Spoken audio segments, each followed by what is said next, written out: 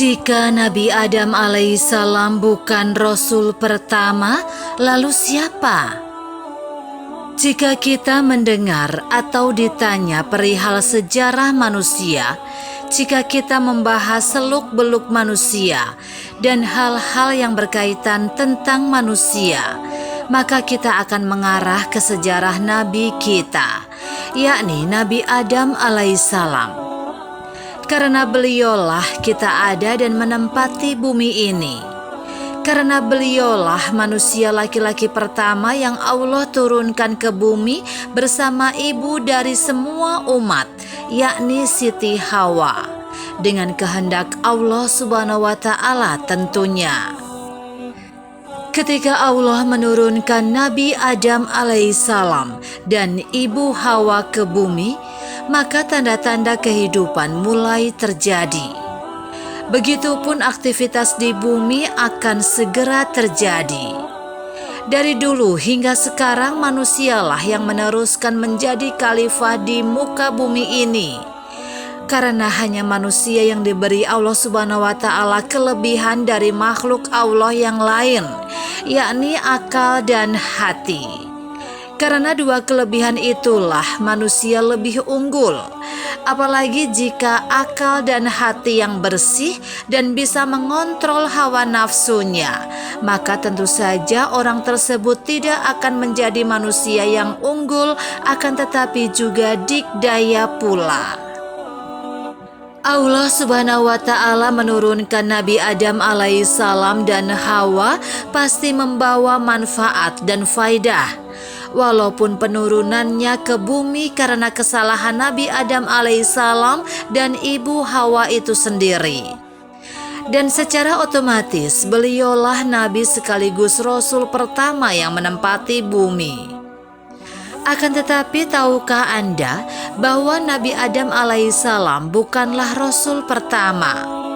Walaupun dalam sejarahnya beliau menempati urutan pertama dalam sejarah 25 Nabi dan Rasul yang wajib kita ketahui oleh para umatnya. Lantas siapakah Rasul pertama kita jika bukan Nabi Adam alaihissalam? Dalam sebuah hadis yang sangat panjang di kitab Sahih Al-Bukhari yang menceritakan tentang peristiwa di hari kiamat, ada sekelompok manusia mencoba mencari syafaat kepada para nabi. Simaklah cerita berikut ini. Dari hadis riwayat Al-Bukhari dan Muslim dari Anas bin Malik. Maka orang-orang mendatangi Adam dan berkata, "Wahai Adam, tidakkah engkau tahu bagaimana keadaan manusia? Allah telah menciptakanmu dengan tangannya, dan Allah memerintahkan malaikat bersujud kepadamu, dan Allah mengajarkan kepadamu nama-nama segala sesuatu. Berilah syafaat kami kepada Rob kami, sehingga kami bisa mendapatkan keleluasaan dari tempat kami ini." Adam berkata, "Aku tidak berhak demikian." Kemudian Adam menceritakan kesalahan yang menimpanya.